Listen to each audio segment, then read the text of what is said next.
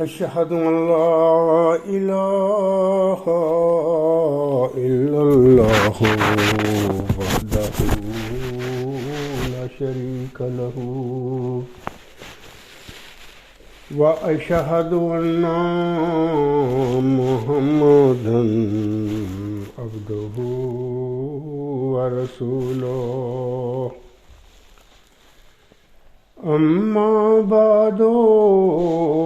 فأعوذ بالله من الشيطان الرجيم بسم الله الرحمن الرحيم الحمد لله رب العالمين الرحمن الرحيم مالك يوم الدين إياك نعبد وإياك نستعين اهدنا الصراط المستقيم صراط الذين أنعمت عليهم صراط الذين أنعمت عليهم غير المغضوب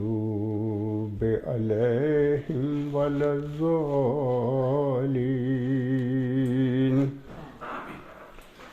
إن الله وملائكته يصلون على النبي يا أيها الذين آمنوا صلوا عليه وسلموا تسلیما۔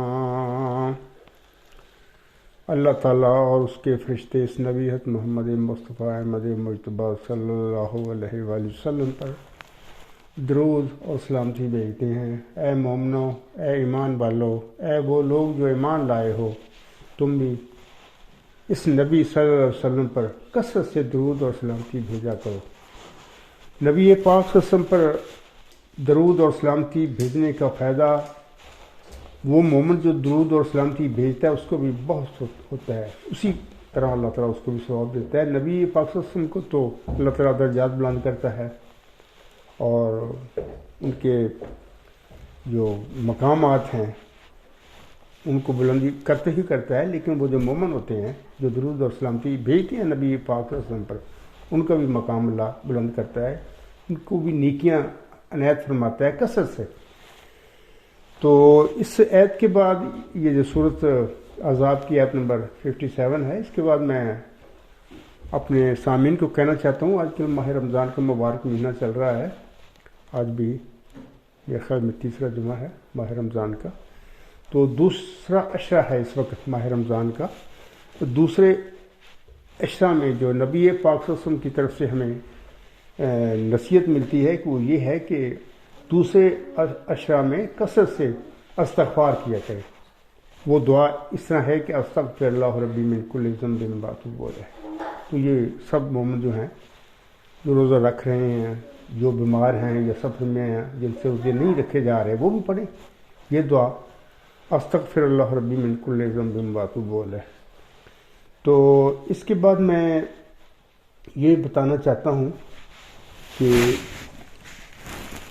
آپ نے یہ جو امت محمدیہ کو ایک بشارت دی ہوئی ہے نا کہ نزول مسیح عیسیٰ ابن مریم کی، کہ وہ میری امت میں یعنی مریم کا بیٹا نازل ہوگا، ایسے ایسے کام کرے گا، تفصیلی بہت ساری احادیث ہیں۔ ایک تو وہ حدیث ہے جس میں نبی پاک صلی اللہ علیہ وسلم فرماتے ہیں اس خدا کی قسم جس کے قبضہ قدرت میں میری جان ہے کہ مریم کے بیٹا ضرور نازل ہوگا اور وہ حکم و عدل ہوگا، سوروں کو قتل کرے گا، لڑائیوں کو موقوف کر دے گا، بہت ساری باتیں ہیں۔ تو میں سامعین کو بتانا چاہتا ہوں کہ دیکھیں آنسم کا امت محمدیہ کو یہ بشارت دینا کہ تم میں مریم کا بیٹا ضرور نازل ہوگا، اس کا مطلب یہ بھی بنتا ہے کہ پہلے زمانے میں 2000 سال پہلے جب مریم کا بیٹا نازل ہوا تھا، جس قوم میں وہ نازل ہوا تھا، وہ کون تھے؟ وہ بدبخت یہودی تھے، یعنی قسم کی برائیاں ان میں داخل تھی، جھوٹ بولتے تھے، دکھ دیتے تھے، نام کہ وہ حضرت موسیٰ علیہ السلام کی شریعت کے پیروکار تھے، جبکہ عملاً کچھ بھی نہیں تھا۔ تو انہوں نے مسیح عیسیٰ ابن مریم کی بعثت کے بعد اس مریم کے بیٹے کے ساتھ بڑا ظلم کیا، دکھ پہنچائے، اور ہمیں قرآن سے بھی بہت ساری معلومات ملتی ہیں، اور بائبل میں بھی بہت سارے دکھ کا ذکر ہے جو اس کے ساتھ ہوئے۔ باہر صلیب تک اس کو لے گئے بیچارے کو، لیکن پھر یہ جھوٹ بولتے رہے آپس میں کہ ہم نے اس کو صلیب دے دی ہے، ہم نے مار دیا، جبکہ قرآن کریم فرماتا ہے کہ نہیں، نہ وہ اس کو صلیب دے سکے ہیں، نہ وہ اس کو قتل کر سکے ہیں۔ تو میرا یہ بات کہنے کا مقصد یہ ہے کہ ایک محاورہ ہے، می توان شد یہودی می توان شد مسیح، اس کا مطلب یہ ہے، یہ فارسی کا محاورہ ہے، جب لوگ یہودی بن جایا کرتے ہیں تو ان میں اللہ تعالیٰ پھر بعض لوگوں کو مسیح بھی بنا دیا کرتا ہے۔ وہ مسیح سے مراد یہی ہے کہ وہ مریم کا بیٹا، اس کا نام اللہ تعالیٰ نے سورۃ بقرہ میں مسیح عیسیٰ ابن مریم رکھا، جبکہ وہ ذکی غلام تھا۔ موسوی سلسلے میں ایک کنواری مریم کو اللہ تعالیٰ نے بشارت دی تھی کہ میں تجھے ایک ذکی غلام دوں گا، یہ اس کا ذکر سورۃ مریم میں ملتا ہے۔ تو اسی ذکی غلام کا نام پھر اللہ نے سورۃ البقرہ میں بیان فرمایا کہ اس کا نام مسیح عیسیٰ ابن مریم ہے، وہ کلمۃ اللہ ہے۔ تو امت محمدیہ میں جیسے کہ میں نے کہا ہے کہ آنسم کا یہ فرمانا، امت محمدیہ کو یہ خبر دینا کہ تم میں ضرور مریم کا بیٹا نازل ہوگا، تو اس کا مطلب یہ بنتا ہے کہ میری امت میں بھی بعض لوگ ایسے ہوں گے کہ جو یہودیانہ رنگ اختیار کر لیں گے۔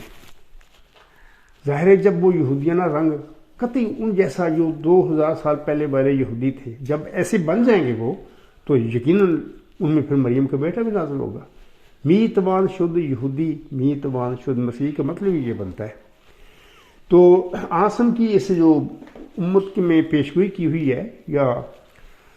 خبر دی ہوئی ہے، اس سے یہ مطلب ملتا ہے کہ امت محمدیہ میں بھی ایسے حالات پیدا ہوں گے کہ جب کوئی جماعت، کوئی گروہ، کوئی فرقہ ٹوٹلی 2000 سال پہلے والے یہودیوں کا رنگ اختیار کرے گا، تو اس میں آئندہ زمانے کی یہ پیش گوئی ہے۔ تو بہرحال میں یہ سمجھتا ہوں کہ بالکل آنسم کا یہ فرمودہ سچ ثابت ہوا، اور پھر ہم دیکھتے ہیں کہ 1 صدی قریباً پہلے امت محمدیہ میں ایک برزیدہ انسان گزرا، اس کو اللہ تعالیٰ نے محمدی مریم ہونے کا مقام و مرتبہ بخشا، اور اس پر پھر ایک تفصیلی نشان کے طور پر پیشگوئی نازل فرمائی، جس کو ہم نشان رحمت کے حوالے سے کہتے ہیں کہ اس کو دیا گیا۔ جیسا کہ چلا ہوشیارپور میں اللہ تعالیٰ وہ جو نشان جب نازل فرماتا ہے،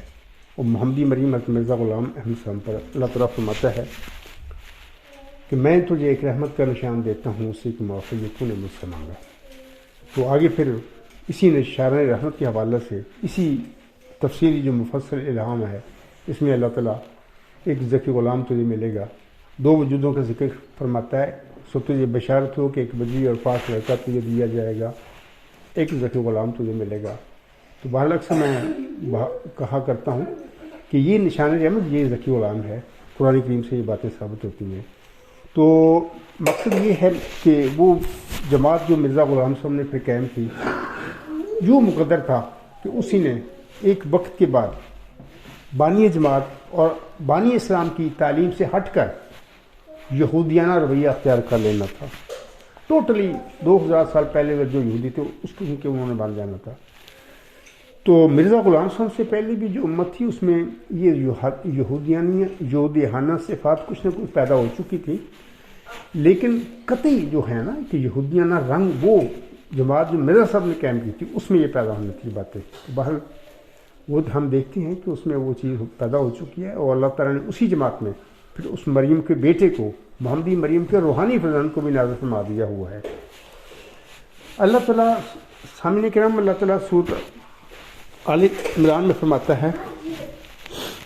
وَإِذْ أَخَذَ اللَّهُ مِيثَاقَ النَّبِيِّينَ لَمَا آتَيْتُكُم مِّن كِتَابٍ وَحِكْمَةٍ ثُمَّ جَاءَكُم رَّسُولٌ مُّصَدِّقٌ لِّمَا مَعَكُمْ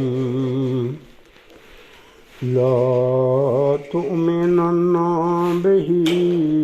ولا تنصرنه قال أأقررتم وأخذتم على ذلكم إصري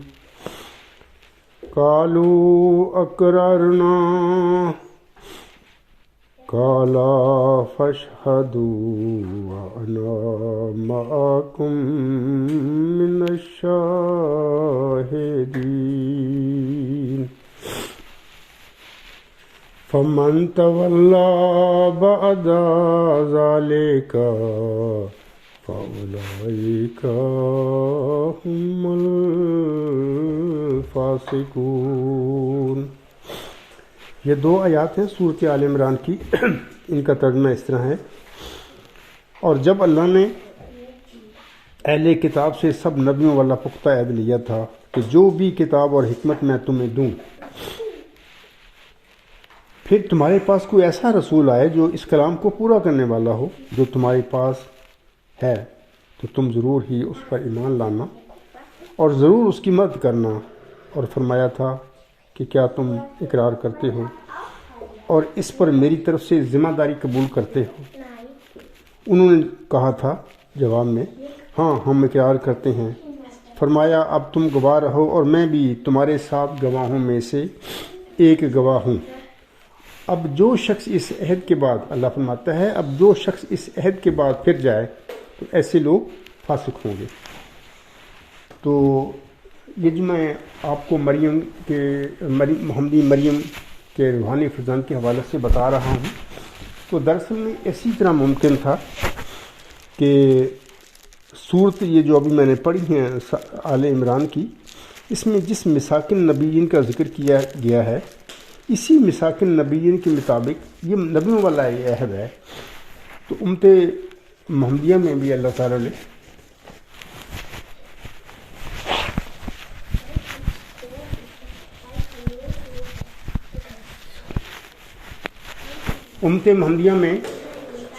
یہ جو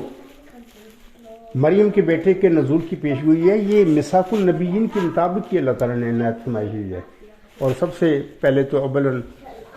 بانی اسلامت محمد مصطفیٰ احمد مجتبیٰ صلی اللہ علیہ وسلم کو اللہ تعالیٰ نے خبر دی اور انہوں نے اپنی امت کو خبر دی ہے مریم کے بیٹے کے نازل ہونے کی۔ اس کے بعد پھر محمدی مریم، ایک صدی قبل محمدی مریم حضرت مرزا غلام السلام کا نزول ہوا۔ جب ان کی بعثت ہوئی تو ان کے اوپر بھی چلہ و شادن و یوم فصل الہمی پیش ہوئی، نازل ہوئی تھی مریم کے بیٹے کے نازل ہونے کے حوالے سے۔ یہ جو آیات ابھی میں نے پڑھی ہیں یہ میثاق النبیین کے حوالے سے ہیں۔ تو اللہ نے بالکل پختہ عہد کیا ہوا ہے، یہ نبیوں والا عہد ہر نبی کے ساتھ ہوا۔ تو ہر نبی کے بعد اس کو جس مامور کی اور مرسل کی خبر دی گئی تھی، اللہ تعالیٰ نے پھر وہ اس نبی کے بعد وہ مامور اور مرسل اس جماعت میں، اس کی امت میں نازل فرمایا۔ میں چند باتیں اس حوالے سے اب سامعین کو بتاؤں گا کہ میثاق النبیین کے حوالے سے۔ میثاق النبیین کے مطابق آنے والے کسی مسئلے کی اولین سامعین کرام غرض و غایت تو یہ ہوتی ہے کہ بانی سلسلہ یا بانی امت یا بانی جماعت پر اس کی قوم یا جماعت کے ایمان کا پتہ لگایا جاوے کہ آیا وہ اپنے دعوی ایمان میں سچی تھی یا کہ نام کی مومن۔ علاوہ اس کے جب موعود مسئلے کا ظہور ہوتا ہے سامعین کرام تو اس کی قوم میں یہ یا جماعت میں کافی فتور اور بگاڑ پیدا ہو چکے ہوتے ہیں جن کی اللہ تعالیٰ کو اصلاح اور تجدید منظور ہوتی ہے۔ مثال کے طور پر حضرت امام مہدی و مسیح موعود مرزا غلام احمد کے ظہور سے پہلے مسلمانوں کی اعتقادی اور سماجی حالت اس قدر دگرگوں ہو چکی تھی کہ شاعر مشرق نے اس کی تصویر کشی کچھ اس طرح فرمائی تھی: وضع میں تم ہو نصارہ تو تمدن میں ہنود، یہ مسلمان ہیں جنہیں دیکھ کے شرمائیں یہود۔ سامعین کرام، 1 صدی قبل مسلمانوں کے یہودی بننے میں اگر کوئی کسر رہ گئی تھی تو اب 1 صدی کے بعد قادیانی جماعت احمدیہ میں جناب مرزا بشیر الدین محمود احمد اور اس کے جانشینوں نے یہ کسر تقریباً پوری کر دی ہوئی ہے۔ آج قادیانی جماعت احمدیہ اور 2000 سال پہلے والی یہودی جماعت کا تقابل کر کے دیکھیں تو آپ کو جماعت احمدیہ قادیان یہودی جماعت کی ہو بہو کاپی نظر آئے گی۔ خاکسار یہاں 2000 سال پہلے والے یہودیوں اور موجودہ قبرستانی یا قادیانی جماعت احمدیہ میں چند مماثلتوں کا ذکر کرنا چاہتا ہے۔ یہ کس طرح؟ یہ کہنے کو تو کوئی بھی کہہ سکتا ہے، دعویٰ کر سکتا ہے، دعوے کے لیے دلیل ہونی چاہیے، ثبوت ہونا چاہیے۔ تو بہرحال میں چند مماثلتوں کا ذکر کروں گا یہاں پر نا۔ پہلی مماثلت یا پہلی نشانی جو ہے امت محمدیہ میں قادیانی جماعت کے یہودی بننے کی، وہ یہ ہے کہ قرآن کریم میں اللہ تعالیٰ نے پہلے یہودیوں کی یہ نشانی بتائی تھی کہ ثم قست قلوبکم، سورۃ بقرہ آیت نمبر 75، پھر تمہارے دل سخت ہو گئے۔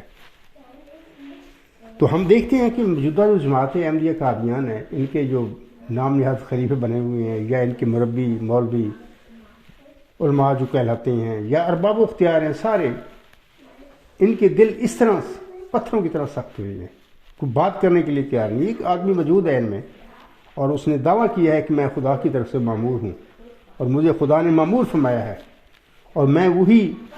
پیش گوئی نشان رحمت کی جو مرزا غلام حسن پر نازل ہوئی تھی 1 صدی قبل، میں اس کا مصداق ہوں، اللہ نے مجھے بتایا ہے۔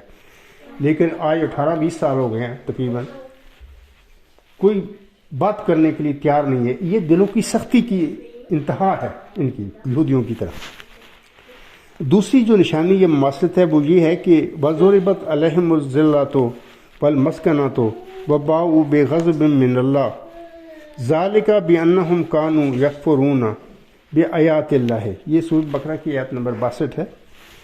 اور اس میں اللہ تعالیٰ فرماتا ہے اور ان پر ذلت اور مسکنی کی مار ڈالی گئی اور وہ اللہ کا غضب لے کر لوٹے۔ یہ اس لیے ہوا کہ وہ اللہ کے نشانات کا انکار کرتے تھے۔ سامعین کرام، آج جماعت احمدیہ قادیان کا بھی حال آپ دیکھیں تو یہ نشانی ان میں پوری ہو گئی ہے کہ ان کا اپنی بدعملیوں کی وجہ سے جو انہوں نے اپنی جماعت کے اندر ظلم اٹھائے ہوئے ہیں، ان کا 1974 میں اخراج اور مقاطعہ کر دیا گیا، عالم اسلام سے وہ نکالے گئے اسمبلی میں۔ یہ اپنی ہی بدعملیوں کی وجہ سے ان کے ساتھ یہ ہوا تھا۔ تو اب دیکھیں، اب آہستہ آہستہ پاکستان میں سے ان کو اس طرح نفرت پیدا کر دی گئی ہے ان لوگوں کے لیے، کیونکہ ان کے اپنے اعمال غلط ہیں، یہ کہتے کچھ ہیں کرتے کچھ ہیں، اور 20 مثالیں موجود ہیں ان کا طرز عمل ایسا منافقانہ ہے، نیکی کی تبلیغ کریں گے جبکہ اپنے اعمال ان کے نیکیوں کے خلاف ہوں گے۔ تو بہرحال یہ اب دیکھیں کہ پوری دنیا میں یہ پھیل چکے ہیں یہودیوں کی طرح، یہودیوں پر بھی اسی طرح اللہ نے ذلت اور مسکن رسوائی ڈال دی تھی، وہ بھی دنیا میں پھر ہر جگہ پر وہ پھیل گیا دنیا میں۔ اسی طرح قادیانی جماعت کا دیکھیں، وہ بیچارے وہ بھی پھر رہے ہیں۔ لیکن میں اس میں یہ کہنا چاہتا ہوں کہ عام احمدی جو ہیں قادیانی جماعت میں ہیں یا کسی جماعت میں ہیں، لاہوری میں ہیں یا کس میں، ان کا اپنا قصور نہیں ہے، وہ تو مرزا غلام حسن کو ماننے والے ہیں اور اکثریت ان میں نیک بھی ہے۔ لیکن مسئلہ یہ ہے کہ وہ اپنے ارباب و اختیار، وہ جو نام نہاد خلیفے بنے پھرتے ہیں یا مولوی، ان کی پیروی کرنے والے لوگ ہیں، ان کے اپنے دماغ جو ہیں وہ ختم کر دیے گئے، مفلوج کر دیے گئے ہیں، وہ اپنی خود ان کی سوچ نہیں ہے۔ تو بہرحال وہ اس وجہ سے پھر وہ بھی وہ جھیلتے پھر رہے ہیں، یہ ذلت اور رسوائی جو ہے ملکوں میں پھیل رہے ہیں۔ تیسری نشانی یہ مماثلت یہ ہے کہ وَيَقْتُلُونَ النَّبِيِّينَ بِغَيْرِ الْحَقِّ، یعنی سورۃ بقرہ 62 میں یہ اللہ فرماتا ہے اور نبیوں کو ناحق قتل کرتے تھے۔ اب دیکھیں یہ جو قادیانی جماعت کے اپنے عقائد اب دیکھیں تو بالکل جو سچا اسلام کا دین ہے اس کے عقائد ہیں، یا مرزا غلام صاحب نے جو بیان فرمایا ہوا سب کی وہ نفی کرتے پھر رہے ہیں، یعنی حدیث مجددین کو جعلی قرار دیتے پھر رہے ہیں ان کے نام نہاد خلیفے۔ اب موجودہ جو نام نہاد خلیفہ وہ تو کہتا ہے غالباً یہ 10 جون 2011 کا ان کا خطبہ جمع ہے کہ یہ حدیث یعنی مجددین کا ذکر نہ حدیث میں ہے نہ قرآن میں، یہ یہاں تک مطلب کہ جھوٹ بولتے پھر رہے ہیں، اور اس حدیث کو مرزا ناصر نے جعلی حدیث قرار دے دیا۔ تو یہ وہی بات ہے کہ آنے والے ہر مجدد صدی کا انہوں نے انکار کر دیا ہوا ہے کہ نہیں، مطلب اب کوئی مجدد نہیں آئے گا، اب یہ خلیفے ہیں یہی قیامت تک رہیں گے۔ یہ سب ایک قسم کا نبیوں کو قتل کرنا ہی ہوتا ہے کہ کسی وجود کے مبعوث ہونے کا ہی اگر انکار کر دیا جائے تو یہی بات ہوتی ہے۔ چوتھی نشانی جو مواصلت ہے وہ یہ ہے کہ سورۃ النساء آیت نمبر 47 میں اللہ فرماتا ہے من الذین حادوا یحرفون الکلم عن مواضعہ،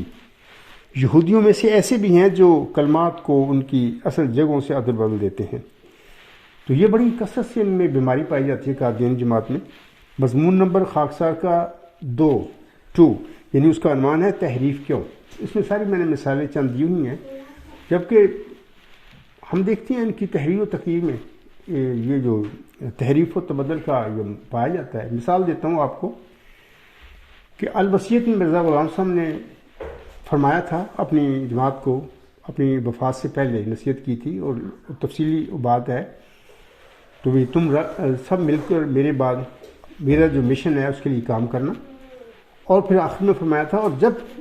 تک خدا سے کوئی روح القدس پا کر کھڑا نہ ہو میرے بعد مل کر کام کرنا، اس کا وہ فکر ہے تو اس کو وہ چھوڑ دیتے ہیں۔ یہ نہ اپنی تحریروں میں لکھتے ہیں، مرزا غلام صاحب کی الوصیت کا یہ فکرہ، نہ اپنی تقریروں میں یہ بولتے ہیں۔ تو بہرحال یہ تحریف و تبدل کی مثال میں نے آپ لوگوں کو دی ہے۔ پانچویں نشانی یہ مواصلت اس طرح ہے سامعین کرام کہ یہ جو لوگ ہیں اسی طرح منظم اور بند جماعت یا بند گروہ کا روپ اختیار کر گئے ہیں، آرگنائز کلوز کمیونٹی، جس طرح کہ 2000 سال پہلے یہودی بھی اسی طرح ایک منظم اور بند جماعت تھے۔ یہ جو پانچویں نشانی مماثلت ہے یہ بھی قادیانی یا قبرستانی جماعت احمدیہ میں اس وقت بہو پائی جاتی ہے۔ مثال کے طور پر جماعت اپنا عالم اسلام میں بہت سارے مسلمانوں کے فرقے ہیں۔ مرزا غلام صاحب جب مبعوث ہوئے تھے غالباً 72 تھے یا 73 تھے، اور انہوں نے پھر اپنا ایک فرقہ نیا ظاہر ہے، جب خدا تعالیٰ کا رسول آتا ہے دنیا میں اس کو ایک فرقہ بنانا پڑتا ہے، مجبوری ہوتی ہے کیونکہ اس کو اخراج مقاطع کر دیتے ہیں قوم، تو اس کے بعد پھر وہ ظاہر ہے کہ اپنی جماعت بناتا ہے۔ تو ہم دیکھتے ہیں کہ یہ جو جماعت مرزا غلام صاحب نے بنائی، مرزا غلام صاحب کی وفات کے بعد 1914 سے ہی آج تک اس کا بھی ایسا ہی حلیہ بنا دیا گیا ہے جیسے کہ 2000 سال پہلے والی یہودیوں کی ایک کلوزڈ کمیونٹی تھی۔ مثال کے طور پر وہی یہودیوں ایسے جبری طور طریقے،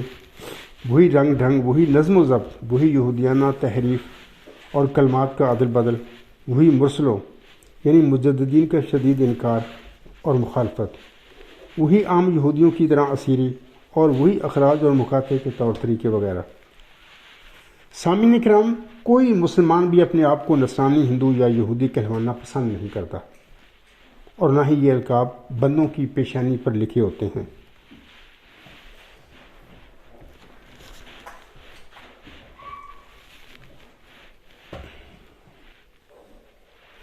بلکہ یہ انسانی اور قوموں کے رویے اور طرز فکر ہوتے ہیں جو انہیں نصرانی، ہندو یا یہودی بنا دیتے ہیں۔ آج یہ یہودیانہ صفات جس شدت سے جماعت احمدیہ قادیان میں پائی جاتی ہیں، اس شدت سے مسلمانوں کے کسی دوسرے فرقے میں نہیں پائی جاتی۔ جب ہم 20 فروری 1886 کی الہامی پیشگوئی کو بغور فکر دیکھتے ہیں تو ہمیں یہ مؤ ذکی غلام یعنی مؤد محمدی مسیح عیسی ابن مریم، موسوی ذکی غلام یعنی موسوی مسیح عیسی ابن مریم علیہ السلام کا کامل مثیل اور حالات و واقعات کے لحاظ سے ہو بہو اس کی کاپی نظر آتا ہے۔ جیسے کہ شروع میں نے کہا ہے کہ میتوان شد یہودی میتوان شد مسیح کے محاورے کے مطابق جب کوئی قوم یا جماعت یہودی رنگ میں رنگین ہو جاتی ہے تو پھر ایسی قوم میں اللہ تعالیٰ مسیحی انفاس بھی پیدا کر دیتا ہے۔ ذکی غلام سے متعلقہ الہامی پیشگوئی ہمیں بتا رہی ہے کہ جس جماعت میں مؤ ذکی غلام نے بطور مسیح عیسی ابن مریم نازل ہونا تھا، اس جماعت کو بعض لوگوں نے یقیناً یہودی نما بنا دینا تھا۔ 20 فروری 1886 کی الہامی پیشگوئی نے بطور مسیح عیسی ابن مریم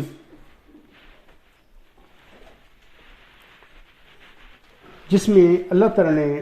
ملہم حضرت مرزا غلام صاحب کو ایک نشان رحمت کی خبر دی تھی، یا دوسرے لفظوں میں ہم کہہ سکتے ہیں کہ اسی الہامی کلام میں اللہ تعالیٰ نے محمدی مریم کو موعود مسیح عیسی ابن مریم جو امت محمدیہ کا ہے اس کی بشارت دی تھی۔ تو اس نے بھی پھر ظاہر ہے کہ جماعت احمدیہ میں نازل ہونا تھا، اور آج ہم دیکھتے ہیں کہ اس عجز کے دعوے کے بعد جو کچھ بھی میرے ساتھ ہو رہا ہے، یا میرے جو ساتھی ہیں میرے ساتھ، میری چھوٹی سی جماعت ہے اس کے ساتھ جو کچھ ہو رہا ہے، وہ سارا وہی کچھ ہے تماشا جو 2000 سال پہلے موسی ذکی غلام یا موسی مسیح عیسی ابن مریم کے ساتھ بدبخت اس وقت کے یہودیوں نے کیا تھا۔ تو باہر اللہ تعالیٰ سے دعا کی جا سکتی ہے کہ اللہ تعالیٰ ان کو ہدایت دے۔ یہ جو لوگ ہیں کہتے اپنے آپ کو مسلمان ہیں، بلکہ کہتے ہیں ہم حقیقی مسلمان ہیں، جبکہ ان کے طور طریقے بالکل وہی یہودیانہ ہو چکے ہیں۔ تو کہنے کو تو کچھ بھی کہہ سکتے ہیں، دراصل انسانوں کے اعمال ہوتے ہیں جو اس بات کا پتہ دیتے ہیں کہ وہ کیا ہے۔ کہنے کو تو ایک بندہ کہہ سکتا ہے کہ میں مسلمان ہوں، لیکن اگر وہ سارے یہودیانہ کام کرتا پھر رہا ہو تو ہم اس کو کہیں گے کہ بالکل وہ زبانی تو مسلمان ہے، وہ کہتا ہے کہ میں کلمہ پڑھتا ہوں، لیکن اصل میں وہ یہودی بن چکا ہے۔ لیکن مانتا کوئی بھی نہیں ہوتا کہ میں یہودی ہوں یا میں نصرانی ہوں یا میں ہندو ہوں، لیکن رویے بتاتے ہیں لوگوں کے کہ وہ کیا ہیں، ان کے اعمال کیا ہیں، وہی کچھ ہوتے ہیں۔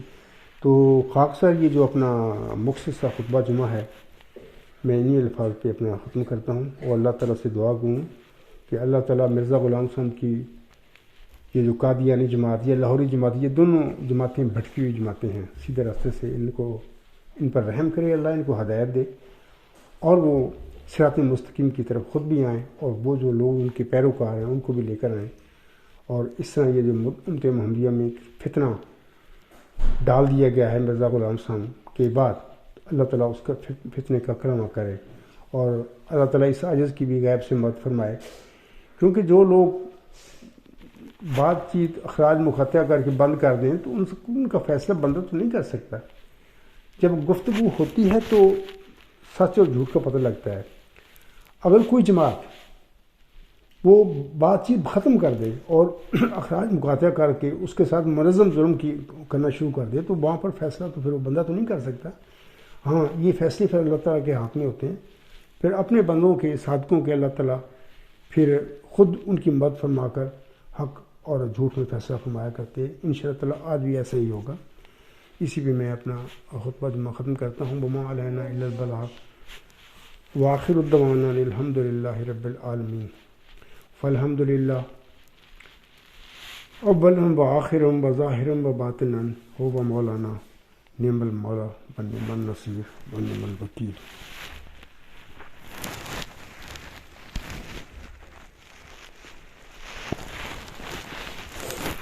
الحمد للہ نحمده ونستعینه ونستغفره ونؤمن به ونتوکل علیہ ونعوذ باللہ من شرور انفسنا ومن سیئات اعمالنا من يهده الله فلا مضل له ومن يضلله فلا هادي له ونشهد أن لا إله إلا الله ونشهد أن محمدا عبده ورسوله عباد الله رحمكم الله إن الله يأمر بالعدل والإحسان وإيتاء ذي القربى وينهى عن الفحشاء والمنكر والبغي يعظكم لعلكم تذكرون اذکروا اللہ یذکرکم وادعوہ یستجب لکم ولذکر اللہ اکبر.